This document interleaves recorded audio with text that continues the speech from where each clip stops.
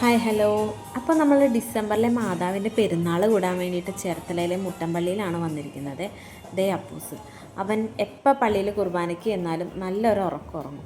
ഉറങ്ങിയൊക്കെ കഴിഞ്ഞ് ഞങ്ങൾ പുറത്തേക്ക് ഇറങ്ങി. അപ്പോഴത്തേക്കാണ് ഞങ്ങളൊരു ചായ കുടിക്കാമെന്ന് വിചാരിച്ച് പുറത്തിറങ്ങിയപ്പോഴത്തേക്ക് ഇവിടെ ഒരു നമ്മുടെ ബൺമസ്കയും ടീയും. ചായ കപ്പിളാണോ ഇനി ബ്രദേഴ്സും സിസ്റ്ററാണോ അറിയില്ല. എന്തായാലും നമ്മൾ ബണ്ണും പിന്നെ ചായയൊക്കെ മേടിച്ചിട്ടുണ്ടായിരുന്നു. അങ്ങനെ അപ്പൂസിനും കൊടുത്തു. കുറച്ചൊക്കെ ബണ്ണ് ഞാനും കഴിച്ചു. അത് കഴിഞ്ഞിട്ട് ഗംഭീര ഒരു വെടിക്കെട്ടുണ്ടായിരുന്നു. സ്ഥിരം പള്ളിയിൽ ഉള്ളതാണ്.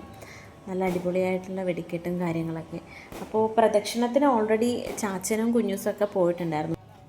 പക്ഷേ ഞാനും അപ്പൂസും പോയില്ലായിരുന്നു. ഞങ്ങളിങ്ങനെ പള്ളിയുടെ പുറത്തൊക്കെ ഇറങ്ങി ചായയൊക്കെ കുടിച്ച് കടയിലൊക്കെ കയറി ഇങ്ങനെ ഇരിക്കുന്നുണ്ടായിരുന്നു. അപ്പോൾ ഞങ്ങൾ തിരിച്ച് പള്ളിയുടെ ഫ്രണ്ടിലേക്ക് വന്നു. ചായയൊക്കെ കുടിച്ചു തിരിച്ച് വന്നു. അപ്പോൾ ഞങ്ങൾ പള്ളിയുടെ ആ ലൈറ്റൊക്കെ അപ്പൂസിനൊന്ന് കാണിക്കാമെന്ന് വിചാരിച്ചിട്ട് പള്ളിയുടെ ഫ്രണ്ടിലേക്ക് വന്നതാണ്. നല്ല ഭംഗിയുണ്ടായിരുന്നു. അവനിങ്ങനെ ഭയങ്കര സന്തോഷത്തോടെ കൊച്ച് നോക്കിയൊക്കെ നിൽക്കുന്നുണ്ടായിരുന്നു.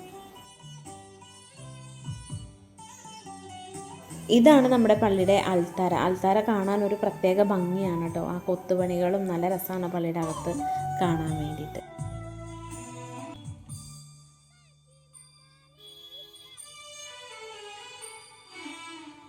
അങ്ങനെ ഞങ്ങൾ കുറേ നേരം പള്ളിയുടെ ഈ ലൈറ്റൊക്കെ നോക്കിയിട്ട് കുറേ നേരം നിന്നായിരുന്നു.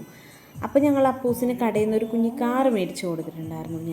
ഞാൻ എന്തോ ഒരു അപ്പൂസ് എന്ന് പറഞ്ഞ കാറെന്ന് പറഞ്ഞാൽ അവന് വേറെ ഒന്നും വേണ്ട, എവിടെ പോയാലും കാറ് വേണം. അങ്ങനെ വീട്ടിൽ തന്നെ കാറിൻ്റെ കുറേ അധികം കളക്ഷൻസ് ഉണ്ട്. അത് പലതരം വണ്ടികളുടെ ഉണ്ട്. അവനെല്ലാത്തിൻ്റെ പേരും ഏകദേശമൊക്കെ അറിയാം.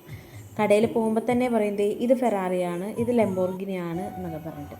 അങ്ങനെ ഞങ്ങൾ കുറേ കഴിഞ്ഞപ്പോഴത്തേക്ക് നിന്ന് മതിയായി പള്ളിയുടെ അകത്ത് കയറിയിരുന്നു. കുറച്ച് ആൾക്കാരൊക്കെ ഉണ്ടായിരുന്നു.